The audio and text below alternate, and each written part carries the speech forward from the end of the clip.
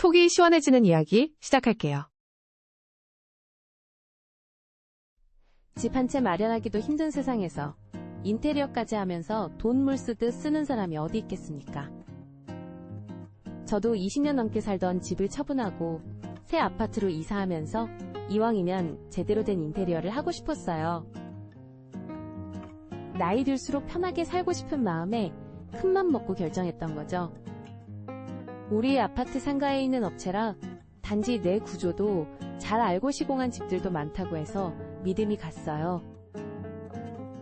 견적도 다른 업체보다 합리적이었고요. 계약금 3천만 원에 공사기간 한 달. 처음엔 이 정도면 괜찮다 싶었죠. 그런데 공사가 시작되고 이틀째부터였을까요? 자재비가 올랐다면서 추가 견적을 들고 오더라고요. 거실 바닥재를 고급으로 바꾸면 좋겠다. 주방 싱크대는 이걸로 하면 더 고급스러울 것 같다. 하루가 멀다 하고 이것저것 제안하는데 그때마다 추가 비용이 발생한다는 거예요. 처음엔 저도 좋은 걸로 해야지 하는 마음에 으쓱해서 수락했어요. 몇백만 원씩 늘어나는 금액이 눈에 밟혔지만 한번 사는 인생인데 뭐 하면서 말이죠. 그렇게 일주일이 지나고 보니 애초 계약금의 30%가 넘는 1,000만 원 가까이가 추가된 거예요. 더 황당한 건 그 다음이었어요. 베란다 확장하면서 발견된 누수 자국 때문에 방수 공사가 필요하다는 거예요. 이건 예상치 못한 문제라며 또다시 추가 견적을 들고 왔죠. 설계도면에도 없던 전기 배선 문제도 발견됐다면서. 이게 말이 되나 싶었어요. 남편은 직장일로 바빠서 제가 혼자 결정하고 처리해야 하는 상황이었는데 매일 쏟아지는 추가 공사 요청에 정신이 하나도 없었어요. 거절하면 공사 일정에 차질이 생긴다 나중에 하면 더 비용이 든다. 이런 말들로 압박하는 것 같았죠. 특히 가장 속상했던 건 계약서에 없던 내용들이 자꾸 튀어나온다는 거였어요. 처음 상담할 때는 올인원이라며 모든 게 포함된 가격이라더니 막상 공사가 시작되니 이것저것 빠진 게 한두 가지가 아니었거든요. 그러던 어느 날 옆집 아주머니를 우연히 마주쳤는데 옆집 아주머니도 같은 업체에서 공사를 했다는 걸 알게 됐어요. 그런데 우리 집보다 한 달 먼저 시작한 공사가 아직도 끝나지 않았다는 거예요. 게다가 저와 비슷한 경험을 겪고 있다는 말에 등골이 오싹했죠. 아주머니 말씀이 처음엔 한 달이면 끝난다더니 이런저런 핑계로 공사기간이 2달째 늘어나고 있다는 거예요. 자재가 늦게 들어온다 인력이 부족하다. 매번 다른 이유를 대면서 공사를 질질 끌고 있었죠. 그 말을 듣자마자 머리가 지끈거렸어요. 우리 집도 벌써 공사기간이 늘어난 상태였거든요. 날마다 늘어나는 추가 비용도 모자라 이제는 공사기간까지 이러다가 입주 날짜에 맞출 수 있을지 걱정이 태산이었죠. 더 큰 문제는 그 다음이었어요. 옆집 아주머니가 보여주신 공사 현장 사진을 보고 놀라지 않을 수 없었어요. 우리 집과 똑같은 자재인데 가격이 30% 정도 차이가 나는 거예요. 심지어 저한테 고급 자재라며 추천했던 것들이 옆집의 성기본 사양으로 들어간 것도 있었고요.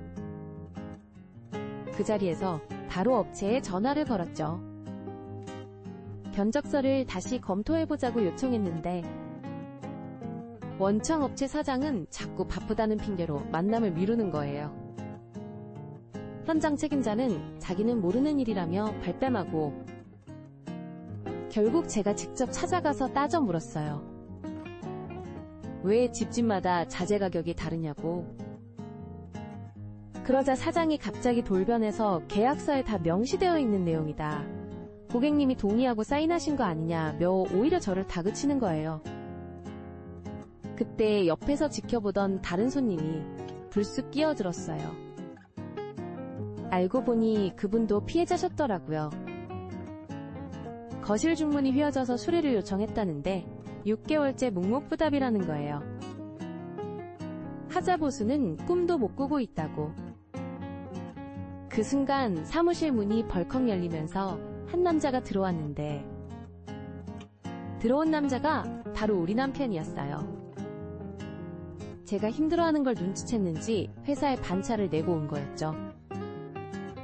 남편은 차분하게 계약서부터 꺼내더니 하나하나 짚어가며 업체의 불법 행위를 지적했어요. 건설업 관련 일을 하는 남편이라 전문적인 용어까지 써가며 설명하니까 사장님의 태도가 순식간에 달라지더라고요. 특히 우리 아파트 상가에 입점해 있으면서 여러 세대를 상대로 이런 식의 영업을 해온 게 문제가 될 수 있다는 걸 지적하자 사장님의 얼굴이 하얗게 변했어요. 관리사무소에 이런 사실을 알리면 입점 계약 해지는 물론이 고법적 책임까지 물을 수 있다는 거였죠. 결국 사장님이 백기를 들었어요. 추가된 공사 비용을 전액 환불하고 남은 공사는 당초 계약대로 진행하기로 했죠. 게다가 하자보수 보증기간도 2년에서 5년으로 연장해주겠다고 하더라고요. 그날 이후로 공사 현장의 분위기가 완전히 달라졌어요. 매일 오던 추가 견적서는 자취를 감췄고 공사 기간도 약속한 대로 맞춰지기 시작했죠. 옆집 아주머니와 다른 피해자분들의 문제도 함께 해결됐고요. 이 일을 겪으면서 깨달은 게 있어요. 나이 들수록 편하게 살고 싶은 마음에 서두르다 보면 오히려 더 큰 손해를 볼 수 있다는 거죠. 또 혼자 끙끙 앓지 말고 주변과 소통하면서 정보를 나누는 게 얼마나 중요한지도 알게 됐어요. 지금은 깔끔하게 마무리된 우리 집을 보면서 그때를 떠올려요. 힘들었던 순간이었지만 이웃들과 더 가까워지는 계기가 됐고 남편의 든든한 지원군 역할도 다시 한번 확인할 수 있었죠. 무엇보다 소비자의 권리를 지키는 게 얼마나 중요한지 뼈저리게 느꼈어요. 이제는 주변 지인들이 인테리어 공사를 한다고 하면 제가 먼저 나서서 꼼꼼히 체크해볼 것들을 조언해주고 있답니다.